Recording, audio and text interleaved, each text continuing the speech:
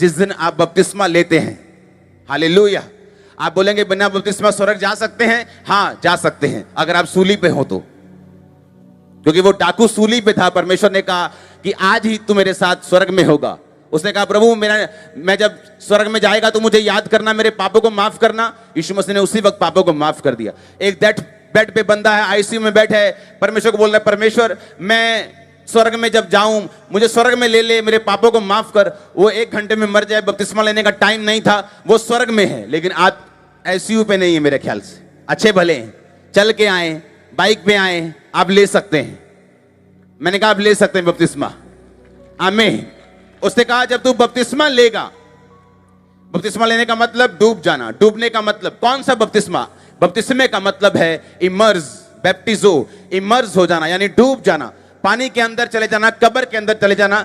जब लोग कब्र में किसी को गाड़ते हैं तो वो इतनी सी मिट्टी में गाड़ते हैं, 2 बूंद मिट्टी ऐसे पूरा गाड़ते कि नहीं? बपतिस्मे का मतलब है यीशु मसीह के साथ गाड़ दिए जाना। जब पानी में आप डुबकी लगाते हैं, आपका मतलब कि आप यीशु मसीह के साथ मर गए। जब बाहर आते तो यीशु मसीह के साथ जी उठे, जिस तरह यीशु मसीह मुर्दों में से जी उठा।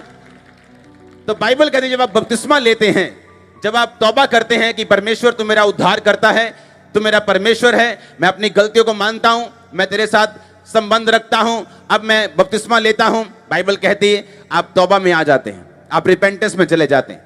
जब आप रिपेंटेंस में चले जाते हैं, ऑटोमेटिकली परमेश्वर की वो योजना जो आपकी लाइफ के लिए है वो पूरी होनी शुरू हो जाती। आमीन। पहले दिन से मैं कोई 7 घंटे प्रार्थना करने वाला व्यक्ति नहीं था। एक दिन में मेरी 20 मिनट प्रार्थना थी, 20 मिनट्स, लेकिन परमेश्वर का नॉलेज मेरे को हो रहा था। लेकिन धीरे धीरे धीरे जब मुझे मालूम होता गया कि बपतिस्मा भी कोई होता है, अच्छा नशे को भी छोड़ना है, अच्छा ये भी काम छोड़ना पड़ेगा, धीरे धीरे मैं छोड़ता गया, वो काम करता गया। 2 महीने के अंदर बपतिस्मा लिया। जब मुझे मालूम हुआ वो भी कि बपतिस्मा ऐसे होता है, मैंने कहा कब देना है? कहते अभी नहीं, महीने बाद देंगे। तब ऐसा होता था, महीने बाद बपतिस्मा मिलता था, जब 25-30 लोग इकट्ठे होते थे। अब तो हर संडे थर्सडे आपको बपतिस्मा आप ले सकते हैं, आपके पास प्रिविलेज है। तो बपतिस्मा लिया, बपतिस्मा लेने के बाद नशा वो छूट गया, आगे बढ़ते गए और परमेश्वर अपनी योजना को जाहिर करता गया, प्रार्थना बढ़ती गई, धीरे धीरे वचन समझ आता गया। इस तरह से डिवाइन डेस्टिनी की तरफ, आपकी ईश्वरीय बुलाहट की तरफ, उस मार्ग की ओर जहां परमेश्वर ने आपकी मंजिल को रखा हुआ, ग्लोरियस परिवार को रखा हुआ है, आपके ग्लोरियस फ्यूचर को रखा हुआ है, आप चल पड़ेंगे जब जिस दिन आप बपतिस्मा लेंगे। आप ये बात समझ लो, बपतिस्मा लेने के बाद जब आप उठते हैं, आप उस दुनिया में नहीं होते जिस दुनिया से आपने बपतिस्मा लिया था। आप अमेरिका की सहूलतें चाहते तो वहां का ग्रीन कार्ड चाहिए, इंडिया के चाहते तो इंडिया का आधार कार्ड चाहिए। ऐसा नहीं कि किसी दूसरे देश में रह के आप दूसरे देश की सहूलतों को ले सकते हैं। उसी तरह से परमेश्वर ने कहा मेरा राज्य में तू प्रवेश जब करेगा, सब वस्तुएं तुझे पीछे पड़ के मिलेंगी। और बाइबल कहती है जिस दिन हम बपतिस्मा लेते हैं, हम जी उठ जाते हैं, पुराना बंदा मर जाता है, हम नए राज्य में प्रवेश करते हैं। और जब हम उठते हैं, हम एक नई दुनिया में उठते हैं, और फिर परमेश्वर हमारे चलने को, हमारे मार्ग को, जिस दिशा में हमको जाना है उसको अनॉइंट करता है और हमें भेजता है, हमारे साथ रहता है, बुद्धि देता है, बात करता है। लाइफ सेम नहीं रहती चर्च। हालेलुया। लेकिन जब तक वो नहीं होगा, हम इसी दुनिया में होंगे, दूसरों को आशीष लेता हुआ देखेंगे।